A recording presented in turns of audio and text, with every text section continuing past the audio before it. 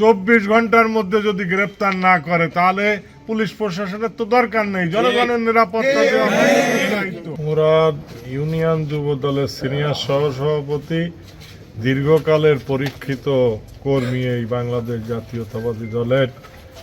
দীর্ঘ 17 বছর আন্দোলন সংগ্রামে আমাদের সাথী, সেই সাথীকে আমরা হারিয়েছি।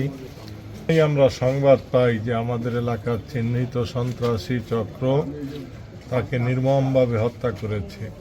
এই হত্যাকাণ্ডের আমরা তীব্র প্রতিবাদ জানাই বিএনপি, এবং দৃষ্টান্তমূলক সাজা আমাদের কাম্য। পুলিশ প্রশাসনকে বলতে চাই, 24 ঘন্টার ভিতর আমরা এই সন্ত্রাসী চক্র যারা তাকে হত্যা করেছে তাদের গ্রেপ্তার এবং দৃষ্টান্তমূলক সাজা হতে হবে। তা না হলে আমরা বাংলাদেশ জাতীয়তাবাদী দল পুলিশের এই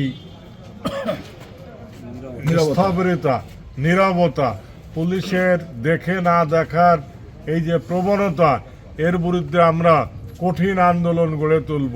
মোনালিসা হেভি ফ্লো 15 পিস প্যাকেটের সাথে 8 পিসের একটি প্যাকেট একদম ফ্রি। আজ প্রশাসন যদি জনগণের নিরাপত্তা না দেয়, তাকে আর দীর্ঘ সময় আটকিয়ে রেখেছে। আমি থানায় ফোন দিয়েছি, আমাদের অন্য নেতৃবৃন্দ ফোন দিয়েছে, কিন্তু পুলিশ তাকে কি উদ্ধার করে নাই, কোনো ব্যবস্থা নিল না, তাকে হত্যা করা হলো। তো এভাবে তো একটি একটি করে প্রাণ ঝরে যাচ্ছে। খুলনায় এই জনপদ তেমনি অশান্ত জনপদ, দিঘলিয়ার শান্ত জনপদকে কিছু সন্ত্রাসী, চিহ্নিত সন্ত্রাসী যারা অশান্ত করছে, এটা নতুন কোনো ঘটনা না। এই ঘটনা তো বারবার ঘটছে। কারা সন্ত্রাসী পুলিশ জানে, কারা এই ঘটনার নায়ক পুলিশ তাদেরকে আইডেন্টিফাই করে 24 ঘন্টার মধ্যে যদি গ্রেফতার না করে তাহলে পুলিশ প্রশাসনের তো দরকার নেই, জনগণের নিরাপত্তা দেওয়া দায়িত্ব। হত্যাকারীদের রাজনৈতিক পরিচয় যাই হোক না কেন, অবিলম্বে তাদেরকে গ্রেপ্তার করতে হবে এবং আইনের আওতায় আনতে হবে। কোনো হত্যাকাণ্ডের সমর্থনযোগ্য নয়। আর মুরাদ খান আমাদের দীর্ঘদিনের পরীক্ষিত রাজনৈতিক কর্মী।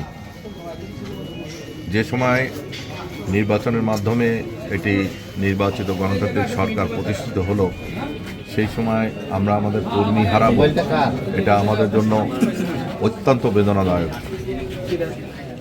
যে কোনো সময় কর্মী হারানো বেদনাদায়ক, তবে এই সময় আরও বেশি বেদনাদায়ক।